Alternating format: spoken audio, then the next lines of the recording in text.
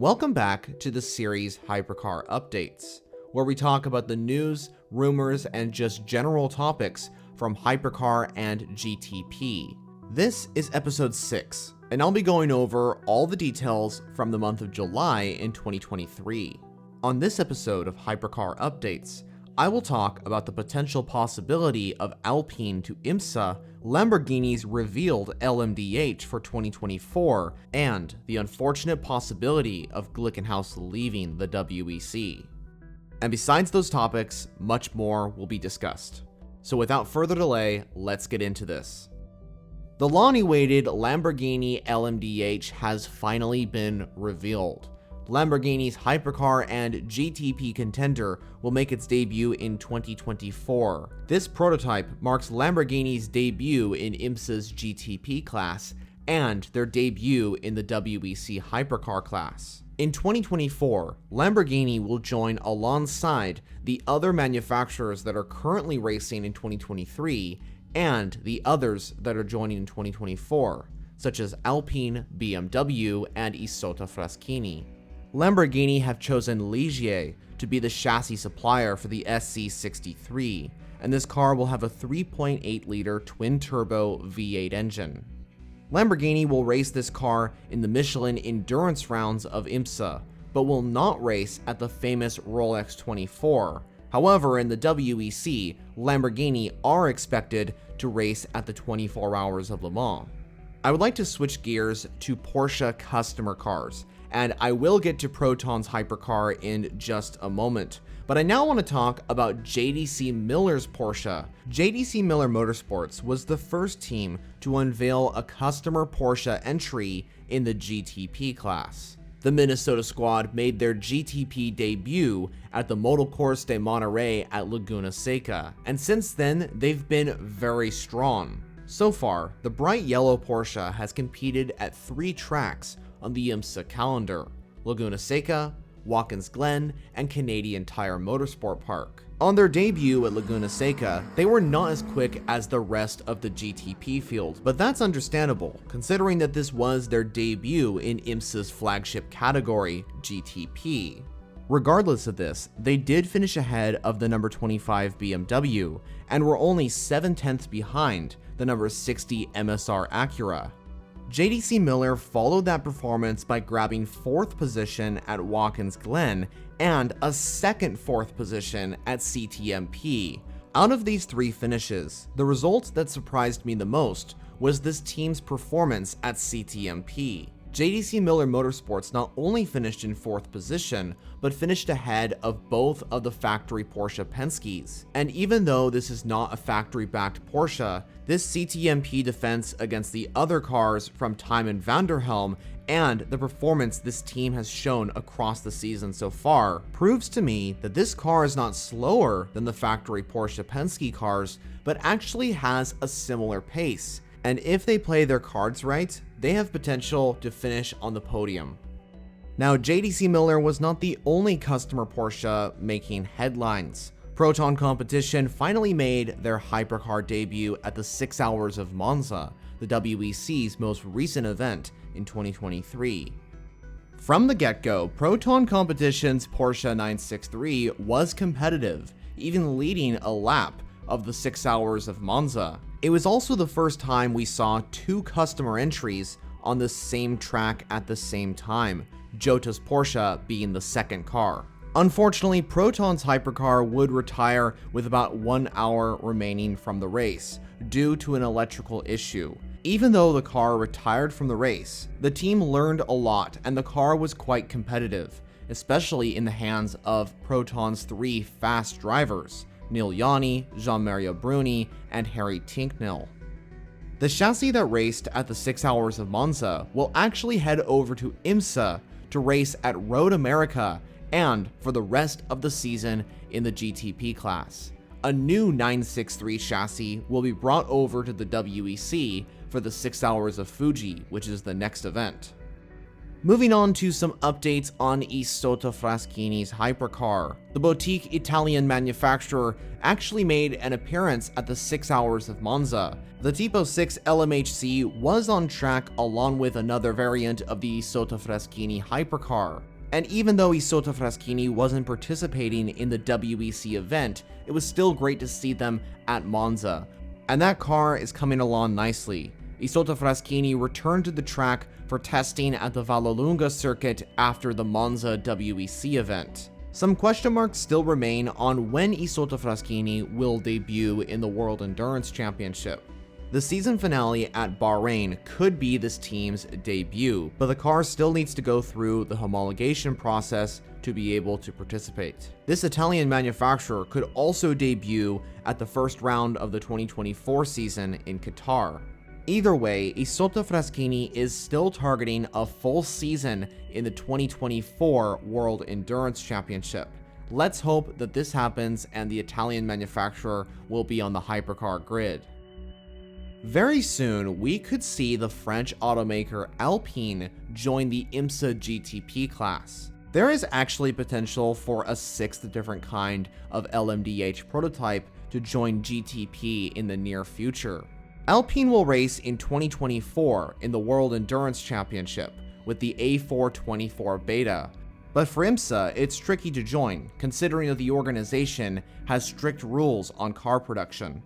IMSA has a rule that states 2,500 road cars must be produced annually to the public market.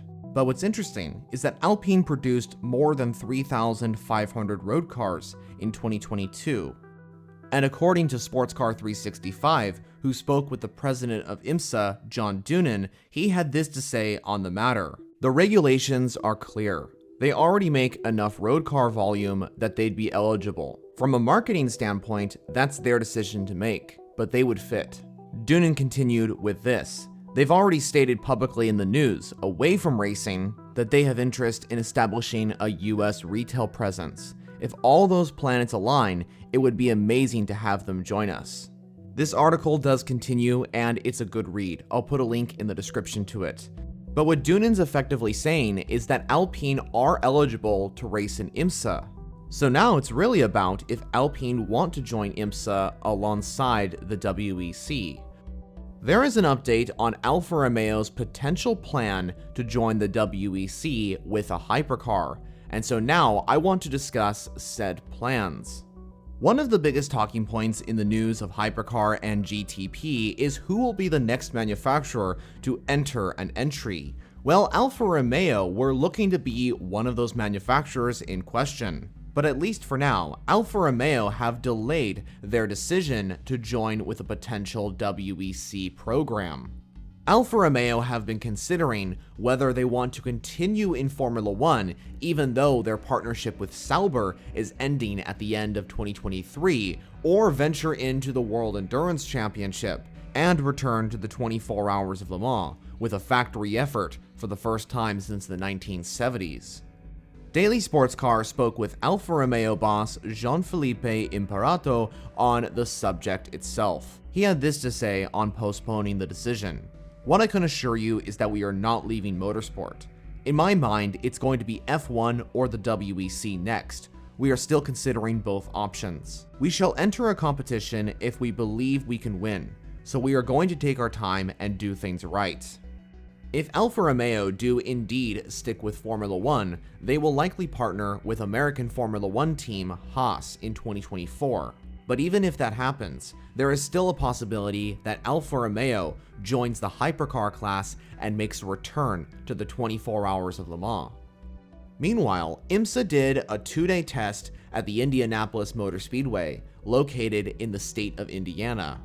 IMSA is gearing up for their return to IMS for the first time since 2014. They will race in 2023 in September. This will also be the penultimate round of the season, the last event being Petit Le Mans. 33 cars took to the IMS circuit for this IMSA-sanctioned test. In the first day of testing, the fastest time was a 1:15.636, set by the factory number 7 Porsche Penske car. But a big surprise came in the second day of testing, when the number 5 JDC Miller Porsche went fastest overall. It was actually the fastest time over both days of testing. A 1:15.244 was the time for the number 5 car. Previously, we talked about how JDC Miller Motorsports is really improving in the IMSA GTP field. And considering that Porsche was fastest in both of the sessions, is it possible that JDC Miller Motorsports could grab their first victory in GTP?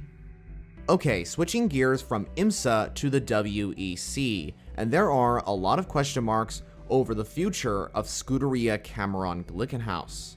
If I'm being honest, this news is a little bit worrying, considering that Glickenhaus may actually pull out of the World Endurance Championship after 2023.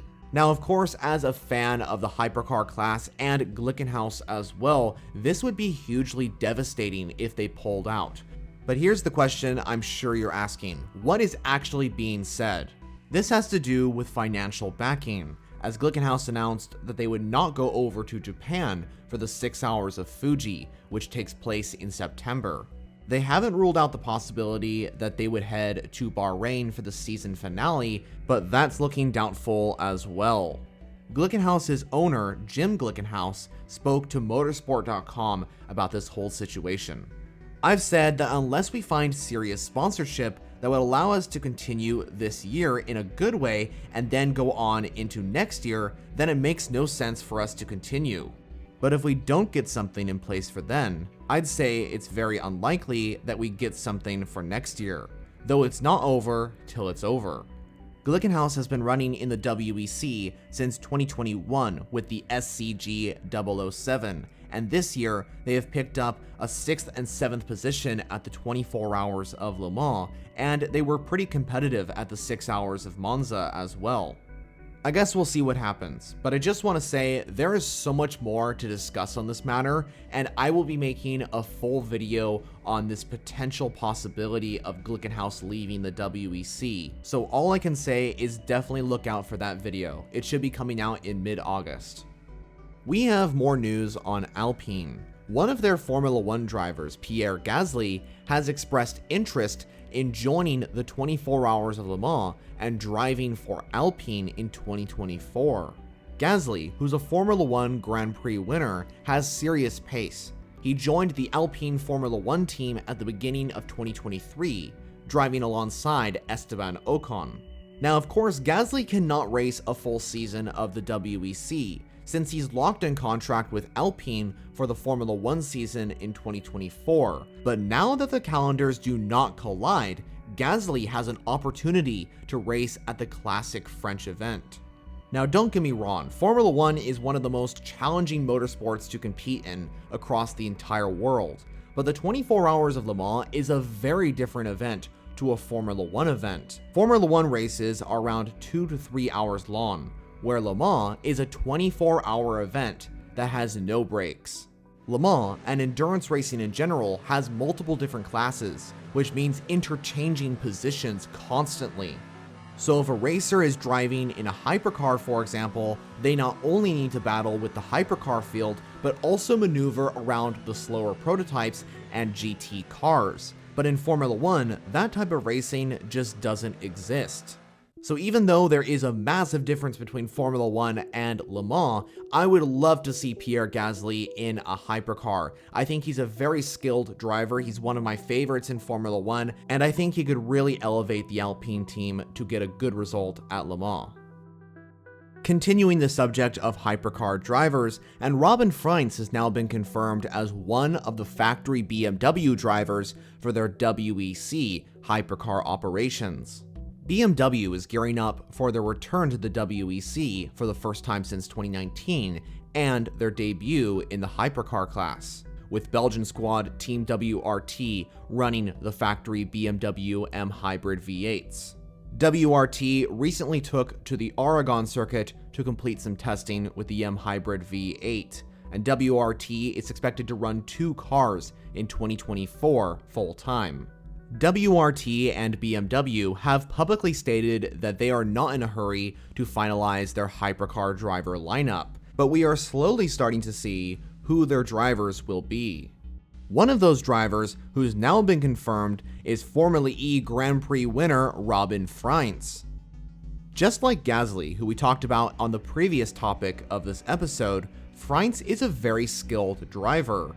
But for now, Gasly is not confirmed to Alpine, where Frijns is confirmed to BMW. The Dutch racer is no stranger to racing with BMW or WRT either. Frijns is returning to the BMW family after starting his career in Formula BMW, winning the 2010 European Championship. And he's no stranger to be working with Team WRT, having won the 2018 Bathurst 12 Hours with the team and currently runs in the LMP2 class with WRT Racing. And Frijns is just one of 6 drivers that will be on the Hypercar class grid in 2024 and beyond. René Rast and Sheldon van der Linde could be 2 of the drivers that will drive the Hypercar in 2024. So that completes another long episode of Hypercar Updates. Did you enjoy all the topics from episode 6 from the month of July? Let me know all your thoughts on everything from Hypercar Updates down in the comments below. Thanks for following along. If you want to see more endurance racing content, especially on IMSA and WBC, make sure to hit the subscribe button to the left. Also, check out one of the suggested videos I put to the right of your screen. So thank you for watching, and I'll see you in the next one.